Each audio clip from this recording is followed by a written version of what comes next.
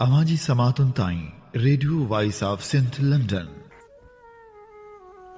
कूड़ कमाए में कच्च उथी और अला हसी कढ तूं दगा दिल मां साहिब वणे सच मोहब्बत संदो मन में माणक बारज मच इन पर उथी अच त सौदो थिए सफ़रो।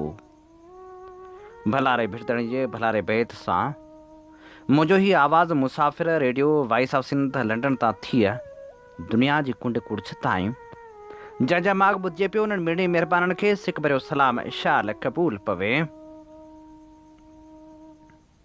28 मार्च 2025 जुमे जे ॾींहुं प्रोग्राम सोच वीचार साण करे आऊं अव्हां जी ख़िदमत में हाज़ुर अव्हां जो पंहिंजो मेज़बान हबीब लगारी। प्रोग्राम जी शुरूआत में अव्हां लाइ इहा ई दुआ त शाल जितो हुजो सुख सलामती सां हुजो, कॾहिं बि ॾुखियो ॾींहुं न ॾिसो ऐं कॾहिं बि अव्हां जूं मुर्कूं मेरियूं न थियनि। दुनिया जी कुंड कुड़छ में जिते बि रहो सिंध ऐं सिंध वासियुनि लाइ जा खोड़ींदा रहो। शाल अव्हां जा ख़्वाब तइबीरनि सां लाव लही सघनि। साईं मुंहिंजा वक़्त जे वहिंवार में सिंध अची उते बीठी आहे जिते हाणे माण्हू पाण जे फुड़ेले परेशान थी वेंदा। हू बि पुछड़ जा आबादगार सदाईं ॾुखनि ऐं ॾोलावनि खे मुंहुं ॾींदा रहिया आहिनि। सदाईं हुननि पाण जी खोट खे मुंहुं ॾिनो आहे, पर हेल सॼी सिंध सुकी वेंदी हालतूं ईअं थियूं चवनि। हिकु पासे पंजाब पंहिंजे हिसे खां वधीक पाणी खणी रहियो आहे त ॿिए पासे सिंध में पाणी जी खोट मुसलसल वधंदी पई वञे ऐं टिएं पासे उहे ड्रामा आहिनि जेके ख़तमु थियण जो नालो ई नथा वठनि। तारीख़ ॿुधाए थी त इक़्तिदार जी लालच माण्हू खे कीअं गदार बणाए छॾींदी आहे। उहे वजूद जेके इक़्तिदार जे ख़ातिर मुहिब वतन थींदा आहिनि ऐं पोइ आहिस्ते आहिस्ते गदार जे सिमरे में कीअं अची वेंदा आहिनि ऐं जेके वतन दोस्त हूंदा आहिनि उन्हनि खे कीअं गदार बणायो वेंदो आहे। हिकिड़ा गदार उहे हूंदा आहिनि जेके हुक्मरान जी नज़र में गदार हूंदा आहिनि, पर हूअ धरती सां इश्क कंदा आहिनि, धरती वासियुनि लाइ जीअंदा आहिनि ऐं धरती लाइ जा खोड़ींदा आहिनि। ॿिया गदार उहे हूंदा आहिनि जिन खे तारीख़ ऐं धरती वासी गदार जे लक़ब सां नवाज़े छॾींदा आहिनि। उहे जिन खे हुकूमतूं तमगा ॾींदियूं आहिनि, ख़ान बहादुर नवाब ऐं अलाए त कहिड़ा कहिड़ा लक़ब नवाज़ींदियूं आहिनि, पर उहे धरती सां वफ़ादारी कॾहिं बि नाहिनि कंदा। सॼी सिंध हाणे जॾहिं हालतनि जे हथनि हथां यरगमाल थी वई आहे, तॾहिं सिंध जा माण्हू रोडनि रस्तनि ते जागनि था ऐं चवनि था त सिंधू ते धाड़ो कंहिं बि सूरत में मंज़ूरु न आहे। हिकु पासे हुननि जे ख़िलाफ़ दहशतगर्दी जा केस दाख़िल थी रहिया आहिनि त ॿिए पासे सिंध हुकूमत आहे जेका मुसलसल सिंध वासियुनि सां गदारियूं कंदी पई अचे। पीपल्स पार्टी जे हर हुकुमरान जो ख़िताब ॿुधण जहिड़ो बि आहे, छो त ॻाल्हियूं ॻाल्हियुनि सां इन करे बि नथियूं मिलनि जो हूअ कूड़ ते बीठा आहिनि ऐं हमेशह ईअं थियो आहे जो कूड़ जे मुंहं में धूड़ ऐं सच ते बीठो नच। सिंध जा सियासी समाजी अॻवान अॼु बि सच सां गॾु बीठल आहिनि। हूअ जेके अॼु बि चवनि था त सचाई जा सेरा ॿधो मुंहं मथां, हाणे कूड़ बेशक बुरो थो लॻे, उन्हनि सिंध सां इश्क हाणे निभाइणु शुरू कयो आहे। उहो इश्क जेको लोभ लालच खां मथां हूंदो आहे, जंहिंमें आॾो टकर में टर मथां रोह रतियूं थिए जहिड़ी सघ बि हूंदी आहे, जंहिंमें चओ जेसीं चंड आकाश जुमे ऐं धरती खे विश्वास जुमे मां तेसीं तो में ॻाईंदुसि जहिड़ो जज़्बो बि हूंदो आहे। उहो इश्क जंहिंमें पेर पिथूं थियण बावजूदि हौसलो कॾहिं बि थकिजंदो न आहे। उहे दिलियूं जेके जदोजहद जे मैदान में निकिरंदियूं आहिनि, उहे सरापा दर्द हुजण बावजूदि एॾियूं अरड़ियूं हूंदियूं आहिनि जो उन्हनि खे के बि केस झुकाए न आहिनि सघंदा। पर उहे माण्हू जेके वतन सां वेसाह घातियूं कंदा आहिनि, उन्हनि खे निढड़ा बयान बि जॾहिं ॻिची में पवंदा आहिनि, तॾहिं मिनथनि ते लही ईंदा आहिनि ऐं पोइ माफ़ियुनि जा ड्रामा बि करणु शुरू कंदा आहिनि। सिंध जा रहवासी गुज़िरियल 4-5 महीननि खां सरापा एहतिजाज बणियल आहिनि। हर ॾिहाड़ो जदोजहद जे मैदान में गुज़रे थो, हर ॾिहाड़ो सफ़र में गुज़रे थो, ऐं हर ॾिहाड़ो एहतिजाज में गुज़रे थो, ऐं हर ॾिहाड़ो कोर्टनि जूं हाज़िरियूं ॾींदे गुज़रे थो। क़ौमी कारकुननि ते केतिरा केस दाख़िल थी चुका इहो ॻाणिटो त कोन्हे, पर केतिरा ई क़ौमी कारकुन अॼु बि क़ैद खे भोॻनि पिया, फ़क़्ति इन जुर्म में त हुननि सिंध लाइ आवाज़ु छो उथारियो। ॿिए पासे पीपल्स पार्टी जा अॻवान आहिनि, ऐं उहा पीपल्स पार्टी आहे जंहिं हिकिड़े ॾींहुं एहतिजाज कयो, पर अञा ताईं माफ़ियुनि जा पड़ाॾा गूंजी रहिया आहिनि त उन्हनि वफ़ाक़ ख़िलाफ़ नारेबाज़ी छो कई, ऐं उहे चई रहिया आहिनि त कंहिंजी बि दिलि आज़ारी थी हुजे असीं अॼु बि माफ़ी वठूं था। पर ॿिए पासे सिंध जा उहे अरड़ा जवान आहिनि, उहे अरड़ा फ़र्द आहिनि, उहे अरड़ियूं भेनरूं आहिनि जेके केस दाख़िल थियण जे बावजूदि अॼु बि माफ़ी वठण लाइ तयारु इन करे न आहिनि जो हूअ सम्झनि था असीं अॼु बि सच सां गॾु बीठा आहियूं। धरती सां गॾु बीहणु असल में सच सां गॾु बीहण ई हुजे थो। जॾहिं धरतियुनि ते धाड़ा लॻंदा आहिनि, जॾहिं धरतियुनि जा हक़ हड़प थियणु लॻंदा आहिनि, तॾहिं धरतियुनि जा वारिस ईअं अरड़ा थी बीहंदा आहिनि जो उन्हनि जा सिर कलम त थी सघनि था, पर सिर झुकंदा कॾहिं बि न आहिनि। तॾहिं ई त सारंग निज़ामाणी लिखियो, जबल खां बि अरड़ा अटल थी वञो, झुको उनखां बहितर क़तल थी वञो, ज़ुल्म सां जबर सां ऐं अन्याय सां विढ़ो एतिराजो सफल थी वञो। दगाबाज़ कूड़नि लाइ दुश्वार थियो, सचनि लाइ सदाईं सहिल थी वञो। जॾहिं क़ौम उदह में ग़लतान थिए, अंधेरनि में ॿरंदड़ मशल थी वञो। सदियुनि ताईं जोधा पिया जापजो, नसल दर नसल थी वञो। अवां जी समातुनि ताईं radio voice of Sindh London. Radio voice of Sindh London तां अवां जी ख़िदमत में प्रोग्राम पेश कयो पियो वञे सोच वीचार जे हिन सफ़र में आऊं अवां सां मुखातिब अवां जो पंहिंजो मेज़बान हबीब लगारी। रुगो नाइंसाफ़ी इहा न आहे त सिंध खे पंहिंजे हिसे जो पाणी न पियो मिले, पर नाइंसाफ़ी इहा आहे जो एतिराज़ बि ॿुधण लाइ इरसा जहिड़ो इदारो तयारु न आहे। पाणी जा माहिर इहा बि अकथी करे रहिया आहिनि त जून महीने ताईं 40% ताईं घटि बरसातूं पवण ऐं गर्मी पद में 3 खां 5 डिग्री सेंटीग्रेड ताईं वाधारो अचणु सबबि दरियाउनि तोड़े वाहन में पाणी जो ज़ियान वधी 35% ताईं पहुची वेंदो। मौसमियात खातो बि ॿुधाए पियो त गर्म मौसम में दरियाउनि में घटि पाणी हुजण करे बाफ़ जो अमल मामूल खां वधीक हूंदो आहे।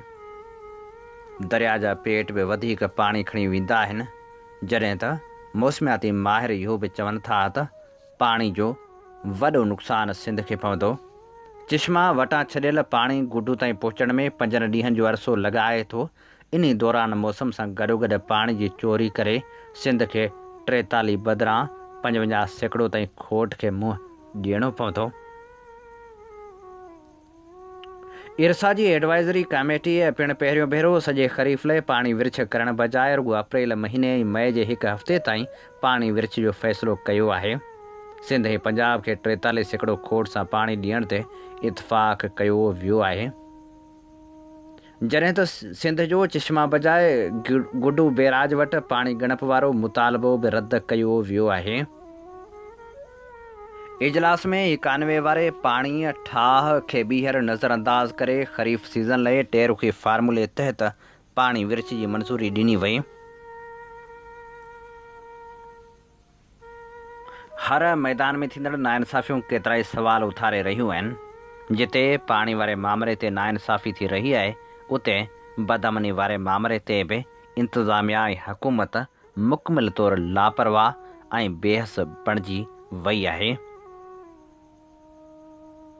जेकॾहिं कश्मीर ज़िले जे अमन अमान वारी सूरतहाल खे ॾिसिजे त कश्मीर ज़िलो ख़ासि तौर ते कंदकोट शहर जूं हालतूं वाना ऐं वज़ीरिस्तान वांगुरु ई आहिनि।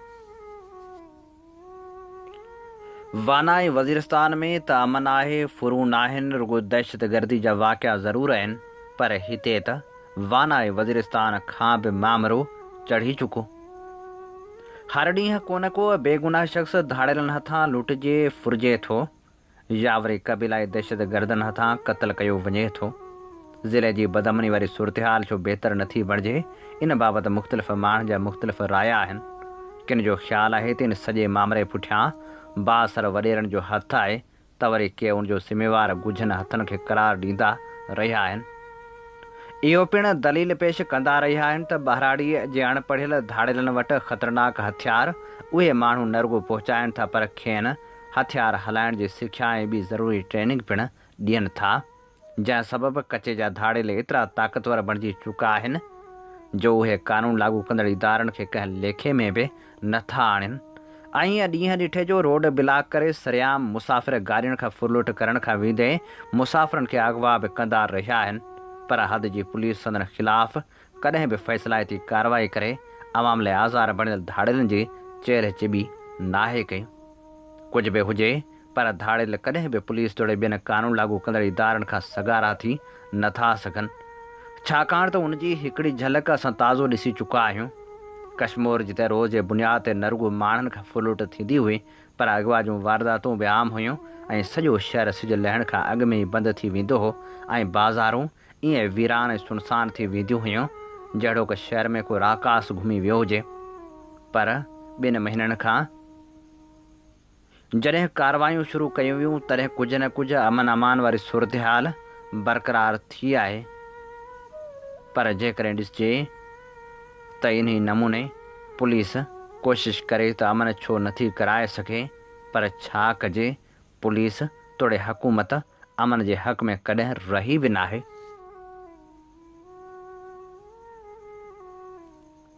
मुल्क जूं हालतूं जिते हथनि मां निकिरी रहियूं आहिनि, उते सिंध में माण्हुनि खे रोडनि ते निकिरण ते मजबूर कयो वियो आहे त ॿिए पासे बलोच आहिनि जिन ख़िलाफ़ रियासत मुसलसिल ऑपरेशन करे रही आहे।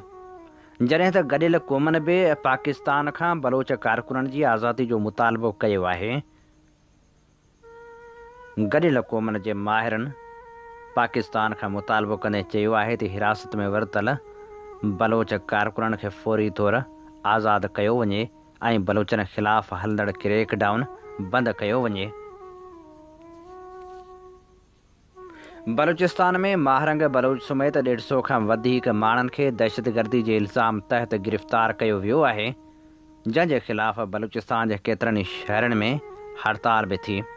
कराची में कारकुननि समीदीन बलोच जी अॻुवाणी में एहतजाज कयो त उन्हनि खे बि गिरफ़्तार कयो वियो, जॾहिं अदालत खेनि आज़ादु करण जो हुकुम ॾिनो। उन बावजूदि पुलिस खेनि आज़ादु न कयो ऐं अमन अमान ख़राब करण जे इल्ज़ाम में ॿीहर हिरासत में वठी छॾियो।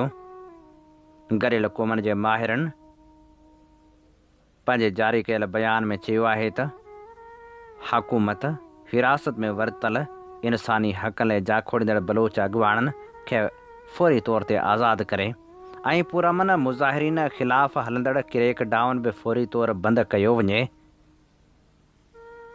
माहिरनि इहो बि चयो आहे त असां पाकिस्तानी इख़्तियारनि ते ज़ोर ॾियूं था त उहे इंसानी हक़नि जे मुहाफ़िज़नि जे ख़िलाफ़ दहशतगर्दी या अवामी तहफ़ुज़ जे क़दमनि जो ग़लति इस्तेमालु करण खां पासो कनि। उन्हनि इहो बि मुतालबो कयो आहे त बिना देर जे इन ॻाल्हि जी वज़ाहत कई वञे त मुबीना तौर ते जबरी गुमशुदगियुनि जो निशानो बणिजंदड़ समूरा माण्हू आख़िर कहिड़े हाल में आहिनि ऐं उहे किथे आहिनि। गॾियल क़ौमनि जे माहिरनि जे इन बयान खां पोइ पाकिस्तान जे परॾेही खाते चयो आहे त गॾियल क़ौमनि जे माहिरनि जो तबसरो मीडिया जे अणतस्दीक थियल रिपोर्टनि मूजिबि आहे। गॾियल क़ौमनि जे तबसरनि में दहशतगर्दाणनि हमलनि में शहरनि जे मारिजण खे घटि करे पेश कयो वियो आहे। अवां जी समातुनि ताईं radio voice of Sindh London. Programme सोच वीचार में हाणे यादि माज़ी जा वर्क विरायूं था गुज़री वियल लम्हनि जी यादि, हिक सुनहरी दौर जी सार, नाम्यारे लेखक आफ़ताब मेमण जी आत्मकथा जी पेश करे रहिया आहियूं। 25वीं किस्त। दिसंबर 1986 में असांजी बैच 18 ग्रेड में प्रमोट थी। हिकु दी सभु 18 ग्रेड में लॻंदा विया। न लॻसि त आउं कोन लॻसि। हिकु दफ़ो हुजत करे लाहौर वियसि। सेक्रेटरी सर्विसिस खे बि मिलियसि ऐं खेसि अर्ज़ु कयुमि त मूंखे किथे बि पोस्ट करे छॾियो। पोइ बि दिसंबर गुज़री वियो, जनवरी बि गुज़री वई, फेबरवरी शुरू थी। पोस्ट नदारत। हिकु ॾींहुं सदीक़ ख़ान कांजू जी फ़ोन आई। अहवाल पुछाई। ॿुधायोमांसि तरक़ी त थी वई आहे पर पोस्टिंग कोन थी थिए। किथे वञिणो आहे? सदीक़ ख़ान पुछो। किथे बि हुजे 18 ग्रेड जी पोस्ट त मिले। वराणे में ठीकु आहे, ईअं चई सदीक़ ख़ान फ़ोन रखी छॾी। महसूसु कयुमि त खेसि ॻाल्हि कोन वणी। छो एॾी सम्झ कोन हुई। इहा पोइ ख़बर पई त हुन हुजत करे सेक्रेटरी सर्विस खे चई मुंहिंजी पोस्टिंग लोधरा मां कंहिं 18 ग्रेड जी जाइ ते करण खां मना कई हुई त हूअ मूंखां पुछी ॿुधाईंदो। इन विच में ख़ान पाण त मुल्क खां ॿाहिरि घुमणु हलियो वियो ऐं आउं रोले में पइजी वियमि। संस किथे वेंदे वारो सुवाल बि इन करे हुयो त आउं खेसि का जाइ ॾसींदुसि ऐं हूअ मूं ते महिरबानी कंदो। वाह जा खेल आहिनि। दोस्त बि पर वॾेरो सियासतदान पहिरीं जेको थोरो करिणो आहे, पेर भरणो आहे त अॻे जे वातूं चवराइबो। हीउ कहिड़ो दस्तूर आहे? शायदि ईअं ई सियासतदान कामरनि खे ज़ेरे बार रखंदा आहिनि। नेठि फेबरवरी 1987 में मुंहिंजी पोस्टिंग लाहौर में डिप्टी सेक्रेटरी लोकल गवर्नमेंट तौरु थी। इम्तियाज़ मसरूर साहिबु हिकु पुराणो CSP सेक्रेटरी लोकल गवर्नमेंट हुजे। इम्तियाज़ साहिब वटि वेंदे संसि एडिशनल सेक्रेटरी जा बि पर सड़ंदा हुआ। जेसीं पाण न घुराए या ॻाल्हाए कंहिं ॿिए ऑफिसर जो ॻाल्हाइण खेसि कोन वणंदो हुयो। संसि कमु करण जो तरीक़ो ॾाढो अजीब लॻो। म्यूनिसिपलिटी जे हिकु चीफ ऑफिसर खे पाण सां ऑफिसरान स्पेशल ड्यूटी रखियो हुआईं। ॼण उहो चीफ ऑफिसर ई सेक्रेटरी हुयो।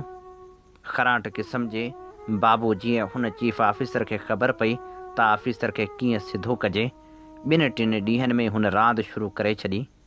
आउं वक़्त ते ऑफिस ईंदो हुअमि ऐं 4-4:30 बजे उथी हलियो वेंदो हुअमि। पंजाब सेक्रेटरीएट में वक़्तु सिर अचण ऐं ऑफिस ख़तमु थियण जे वक़्त खां पोइ न विहणु हिकु सिहतमंद रिवाज हुयो। OSD जो नालो यादि न अथमि पर राजपूत चवराईंदो हुयो ऐं सभु खेसि राना साहिब करे कोठींदा हुआ।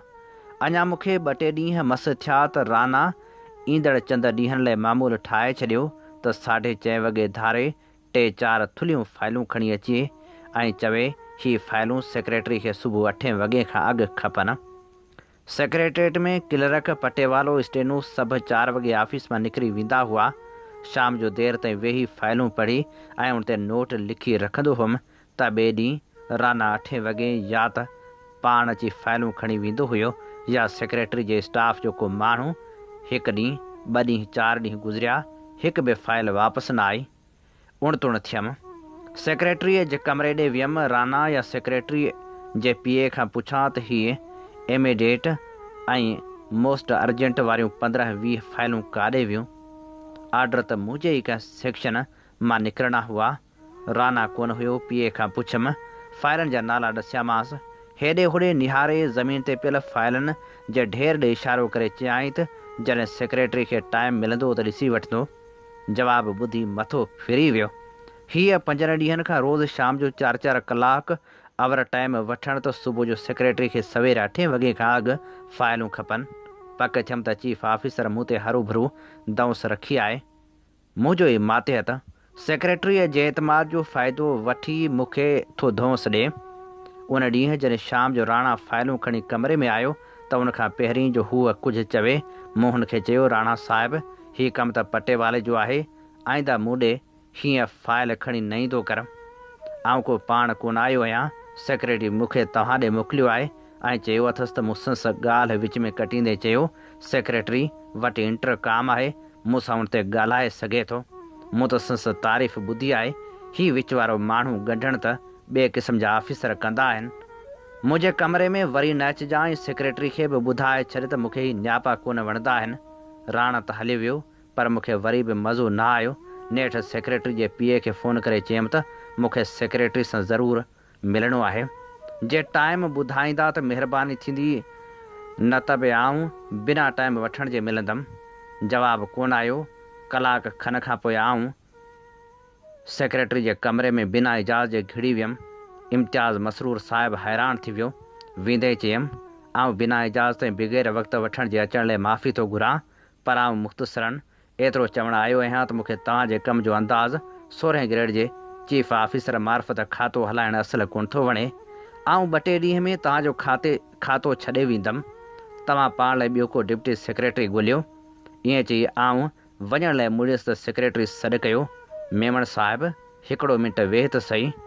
आऊं कुर्सी सोरे सां साम्हूं वेठुसि। हुकम सर, तव्हां जे शिदत सां महसूसु कयो आहे, मूं वटि त कंहिं बि को एतिराज़ु कोन आहे कयो।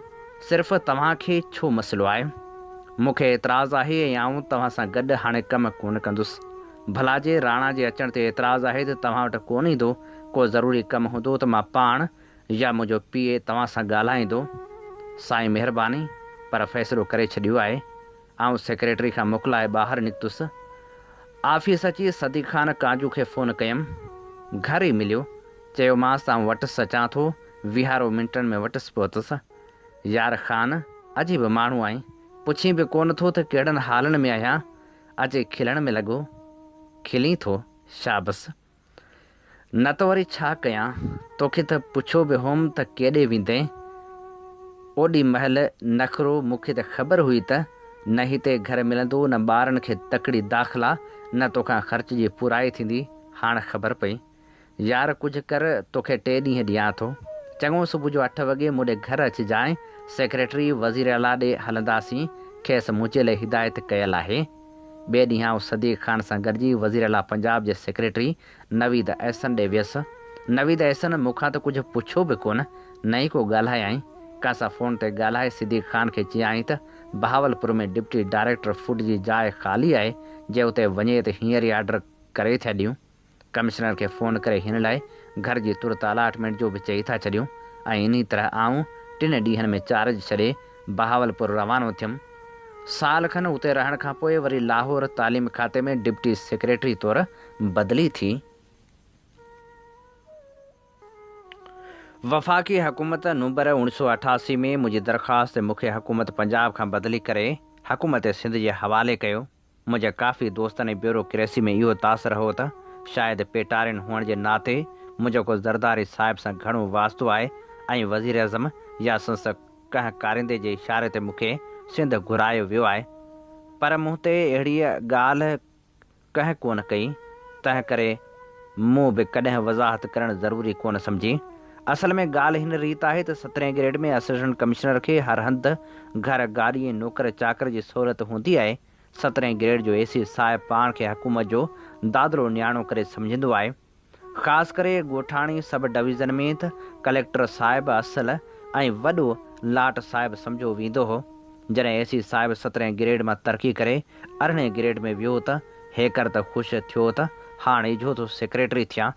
तव्हांजो ख़बर पई त घर कोन्हे, गाॾी कोन्हे, ड्राइवर कोन्हे, बोर्ची कोन्हे, माली कोन्हे। सरकारी या म्यूनसिपालिटी या टाउन कमेटी जो जमादार संसद ज़ाल ऐं हिकु अधु ॿीअ संदन घरवारी औरत बेगम साहिबा जे मथे में तेल हणण ऐं वारनि में फणी ॾियण लाइ बि कोन्हनि। हाणे एसी साहिब वरी ज़मीन ते मोटी आयो। घणा ॾींहं नौकिरी जे आधार ते लाट साहिबी कई। एतिरो पैसो बि कोन आहे जो को फज़ीलत वारो घर मसवाड़ ते वठिजे। नौकर बोर्ची ऐं ड्राइवर बि रखजनि। काश तपेदार हुजां हा त सुपरवाइज़िंग तपेदार जे प्रमोशन लाइ नंबर ईंदे DC साहिब खे भोतार खां फ़ोन करायां हा त वेचारे मेमण तपेदार जा नंढा नंढा ॿार आहिनि। हिते हद में कचो पको घर ठाहे वेठो आहे। जे सुपरवाइज़र थियो त 2 4 रुली वेंदुसि। मूंखे नवाब शाह ज़िले जी अमलदारी दौरान हिकु अहिड़े ई तपेदार जी सिफ़ारिश आई। मूंसां रिकॉर्ड पूरो न हुअण जे बावजूदि कंहिं सुपरवाइज़िंग तपेदार कयो जो सुपरवाइज़िंग तपेदारनि जूं चायूं ख़ाली हुयूं। ऐं हमरा सीनियर हुयो, पर साॻे वक़्त ते खेसि तालके खां ॿाहिरि कढियो। अलाए जे केतिरनि वॾेरनि ऐं मेंबरनि खां सिफ़ारिश करायईं, लिखत में बि दरख़्वास्त ॾिनाई त मुंहिंजी प्रमोशन न कई वञे, जो मुंहिंजी सिहत ख़राबु थी रहे। तॾहिं वञी मूं संसि जान छॾी ऐं संसि दरख़्वास्त मंज़ूरु कयमि, पर तपे तां बदिली करे भर वारे तालके में रखियमि ऐं तमामु सिफ़ारिशुनि जे बावजूदि वापसि न कयमि। ईअं 2-2.5 साल गुज़री विया। विच में हिकु दफ़ो बहावलपुर में पोस्टिंग थी त घरु मिलियो, वरी साल खन खां पोइ लाहौर पोस्टिंग थी, घरु न मिलियो। 4-6 महीना त घरु क़ाबू रखियमि, पर नेठि ख़ाली करिणो पियो। पंजाब सेक्रेटरीट लाहौर बदिली थी त घर लाइ दरख़्वास्त ॾिनल हुई। वारो बि जल्दी अची वियो, पर ख़बर पई त हिकिड़े खे आउट ऑफ टर्न घरु मिलियो, वरी ॿिए खे मिलियो। जॾहिं 10 खे आउट ऑफ टर्न घरु मिलियो त आउं section officer welfare deputy secretary खां हलंदो सेक्रेटरी सर्विसिस राव अब्दुल रशीद ख़ान वटि पहुतुसि। मूं सम्झो त राव साहिब खे क़ाइदा क़ानून यादि ॾियारियां त मतां खे सम्झ में अचे त हिन परदेसी सां बेवाजिबी थी आहे, को घरु मिले या 16-17 ग्रेड वारो फ्लैट ई मिले। पर राव साहिब असली ऐं नस्ली DM जी पंजाबी ऑफिसरनि वांगुरु जवाबु ॾिनो त सरकार मूंखे घरु ॾियण लाइ ॿधल कोन्हे, ऐं जे मूंखे तकलीफ़ आहे त सिंध हलियो वञा। मूं बि देरि कान कई ऐं चयुमि त काग़ज़ ॾियो, आउं हाणे ई लिखी ॾियां थो त जीअं त मूंखे पंहिंजे सूबे खां ॿाहिरि 6 साल खां मथे थी विया आहिनि, तंहिं करे रोटेशन पॉलिसी मूजिबि मूंखे हुकूमत सिंध जे हवाले कयो वञे। दरख़्वास्त इस्टेब्लिशमेंट सेक्रेटरी ॾे मार्फत चीफ सेक्रेटरी पंजाब लिखी ऐं राव साहिब खे हवाले करे ॿाहिरि निकिरी वियुसि। कुझु ॾींहंनि खां पोइ मूंखे चौधरी मोहम्मद सिद्दीक़ चीफ सेक्रेटरी पंजाब पंहिंजी ऑफिस में घुरायो। तव्हां पंजाब खां सिंध बदिली लाइ दरख़्वास्त ॾिनी आहे? जी साईं। संसद चेहरे ते नरमी ऐं दोस्ताणो तासर ॾिसी मूंखे महसूसु थियो त मतां हीअ मूंखे दरख़्वास्त वापसि वठण लाइ न चवे। पोइ आउं छा करियां? फ़ैसिलो कयमि त नहाण हिकु वारी लिखी ॾिनो अथमि। हिते अलाए केतिरा राव रशीद वरी मिलंदा जे मूंखे अहसासु ॾियारींदा त वहदत पाकिस्तान ऐं हम एक है सिर्फ़ु नारो आहे। हक़ीक़त में आउं अणपढ़ियल अणघड़ियल कोटा ते आयल शूदर हुअमि, जंहिं ब्राह्मण थियण जी सही पे कई, पर कोझा पेर बि कॾहिं सिरी थींदा आहिनि। ईअं सोचमि पे त चौधरी साहिब जो कुझु देरि लाइ माठि थी वियो। तंहिं चयो, छो असां मां का तकलीफ़ को मसइलो? न साईं, तव्हां त महिरबान ऐं शफ़ीक़ आहियो। पोइ छो? साईं, वालदेन पिरसन थींदा पिया वञनि। सोचां थो त उमिरि जे हिन हिसे में खेनि मुंहिंजे वेझो हुअण जे करे आथत रहंदी। जे सिर्फ़ु इहा ॻाल्हि आहे त आउं कोन रोकींदमि। तव्हां हिते बि कमु कयो आहे, उतां तव्हां लाइ सुठी रिपोर्ट आई आहे। जे रही वञो त आउं कंहिं बि क़िस्म जी मदद करण लाइ तयारु आहियां। ईअं चई चौधरी साहिबु माठि थी वियो। घंटी वॼाए अर्दली खे चांहि चयाईं। मूं को जवाबु न ॾिनो। न ई वरी चीफ सेक्रेटरी इन मौज़ू खे छेड़ियो। मुंहिंजे बारे में घर वारनि जे लाइ ऐं बाबा लाइ पुछंदो रहियो। हाणे हेकर त दिलि में आयो त घर लाइ चवांसि, पर सोचियमि त जे हिन बि वरी वज़ीर आला जी तरजीहात जी आखाणी ॿुधाई त हरूभरू आउं शर्मसार थींदुसि। वरी ख़्यालु आयुमि त रईस मोहम्मद ख़ान जुणेजो वज़ीर अज़म आहे ऐं ईसाणी साहिब सेक्रेटरी वज़ीर अज़म पाकिस्तान आहे। हिकु दफ़ो पहिरियां बि मूं अब्दुल्ला मेमन साहिब खां उस्मान अली ईसाणी साहिब खे चवराए पंजाब मां सिंध बदिली कराइण लाइ सिफ़ारिश कराई हुई। ईसाणी साहिब त हाकार कई, पर जॾहिं वज़ीर अज़म वटि फाइल पहुती ऐं ईसाणी साहिब सां पाण ॻाल्हायईं त पुछाईं, हीअ आफ़ताब मेमन DM जी ऑफिसर पंजाब मां सिंध वञणु चाहे थो। संसद वाल जो नालो छा आहे, किथां जो आहे? फाइलनि खे उकलाइण वक़्तु ईसाणी साहिब घणो करे वज़ीर अज़म सां गॾु वेंदो हो त कंहिं मसइले ते को अभाम हुजे त आम्हूं साम्हूं ॻाल्हि करे उकलाइण जी कजे। ईअं करण सां कमु उकलाइण में देरि कोन थींदी हुई। ईसाणी साहिब फाइल पाण ॾे सिरकाए ॾिसी ॿुधायो, मोहम्मद मूसा मेमन थारपारकर डीपलो न हिन खे पंजाबी रहण ॾियो। ईअं मुंहिंजी बदिली कान थी। जुणे जे साहिब हिकु दफ़ो जॾहिं ईद ते सिंधड़ी आयो त बाबा साईं बि साणनि मिलण विया।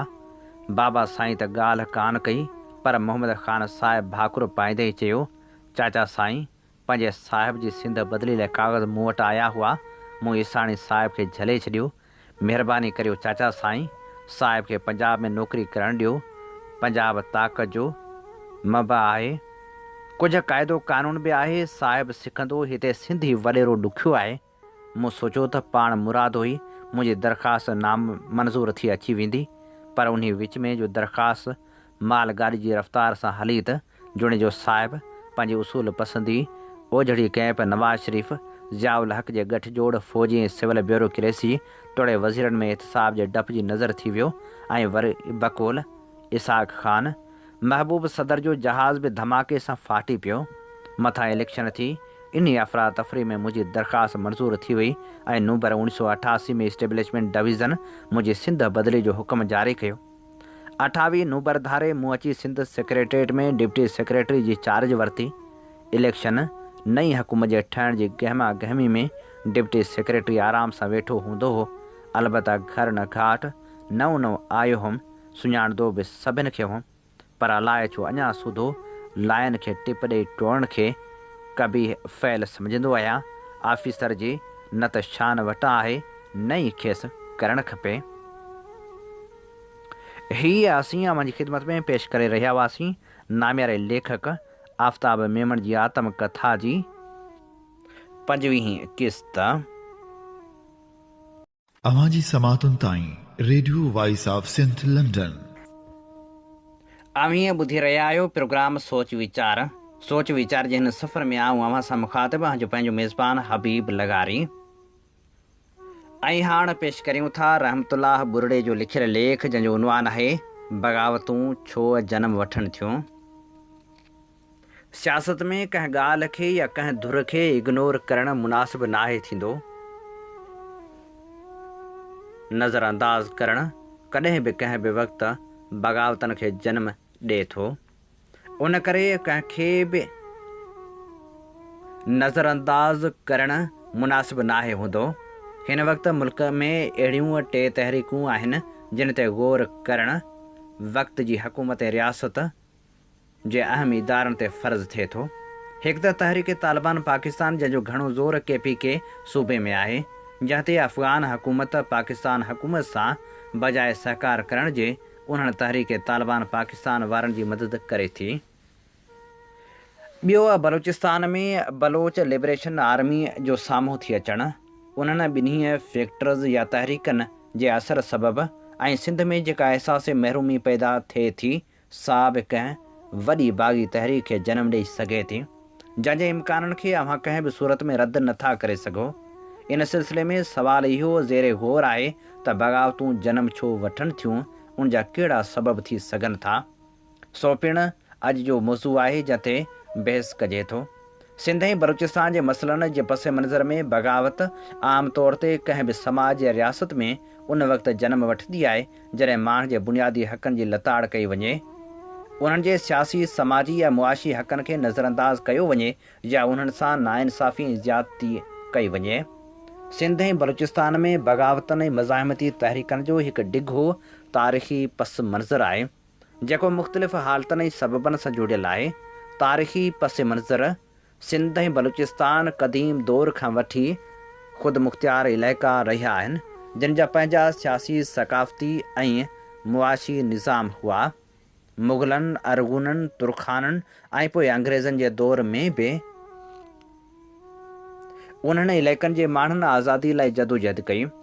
1947 खां पोइ जॾहिं पाकिस्तान जो क़याम अमल में आयो तॾहिं बि बलूचिस्तान जे अलहाक़ ते एतिराज़ कयो वियो ऐं सिंध जे वसीलनि ते मरकज़ी हुकूमत जे वधंदड़ कंट्रोल सबबि मज़ाहिमत शुरू थी। बग़ावतनि जा बुनियादी सबब वसीलनि ते कब्ज़े जी पॉलिसी। सिंध ऐं बलूचिस्तान मैदनी वसीलनि, गैस, कोयले ऐं बंदरगाहनि सां मालामाल आहिनि, पर मक़ामी माण्हुनि खे उन्हनि वसीलनि मां तमामु घटि फ़ाइदो मिले थो।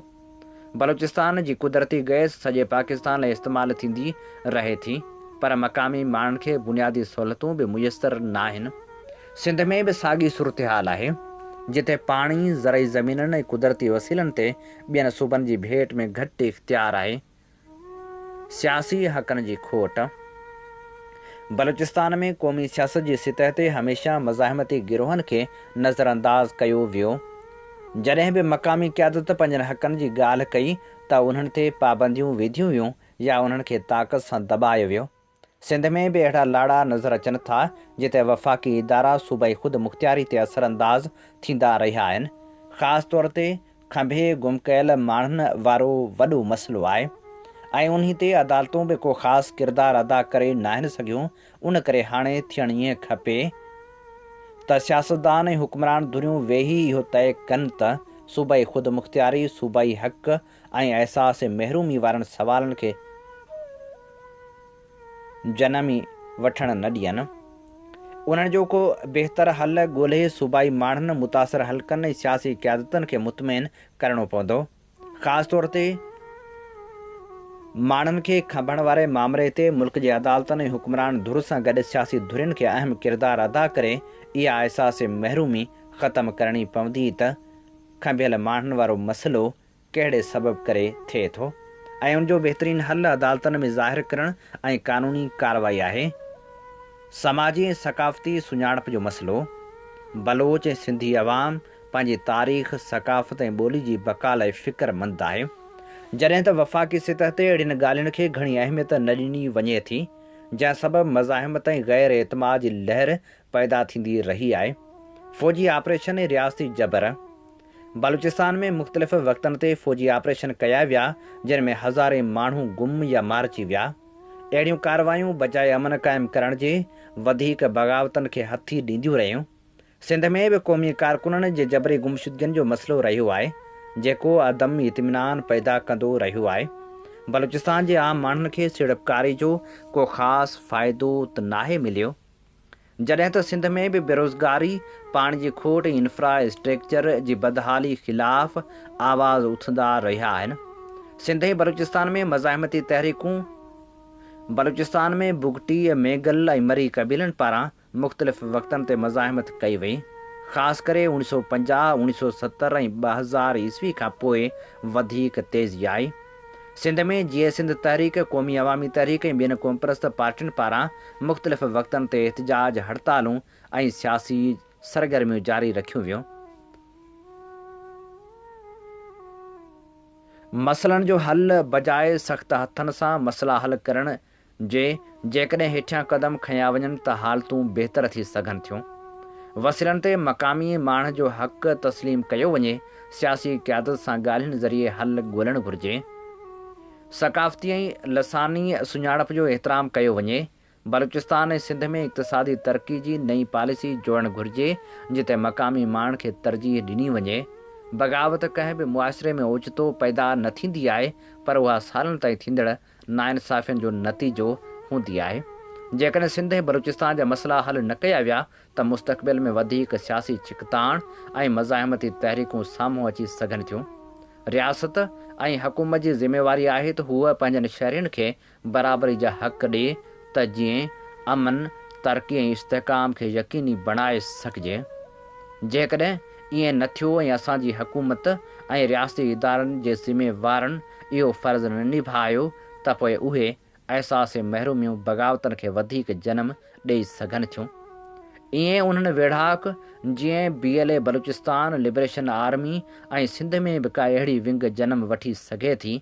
सिंध ऐं बलूचिस्तान जे हुक्मराननि ऐं रियासत जी अहम ज़िमेवार इदारनि खे खपे त उन्हनि बाग़ी धड़नि सां ॻाल्हियूं कनि, संदन शिकायतूं ॻाल्हियुनि वसीले हल कनि। सिंध सूबो मथीं बलूचिस्तान सूरतहाल जो असरु क़बूल करण में देरि कोन कंदो। पंजाब सूबे पारां पाणी मसइले ऐं ॿियनि सूबाई मसइलनि ते ज़्यादतियूं कंहिं ॿारनि जो सबबु बणिजी सघनि थियूं। ख़ासि तौर सिंध में सिंध हुकूमत खे खपे त सिंध में जेके बि सरापा एहतिजाज धुरियूं आहिनि उन्हनि सां वेही ॻाल्हियूं करे ऐं उहे ॻाल्हियूं मर्कज़ सां बहस हेठि आंदियूं वञनि। हीअ असीं अव्हांजी ख़िदमत में पेश करे रहिया हुआसीं रहमतुल्लाह बुरड़े जो लिखियल ख़ूबसूरत लेख। इन्ही ते ई प्रोग्राम सोच वीचार जो वक़्तु पुॼाणी ते पहुचे थो। पंहिंजे मेज़बान हबीब लगारी खे इन साॻी दुआ सां ॾींदा इजाज़त। वसे भिट तुंहिंजी भलारा सदा, सदा देस परदेस सारा वसन। कॾहिं सींद सिंधी न मेरी थिए, कॾहिं मोड़ कंहिंजा न मुरझाए अचनि। अवांजी समातुनि ताईं radio voice of Sindh London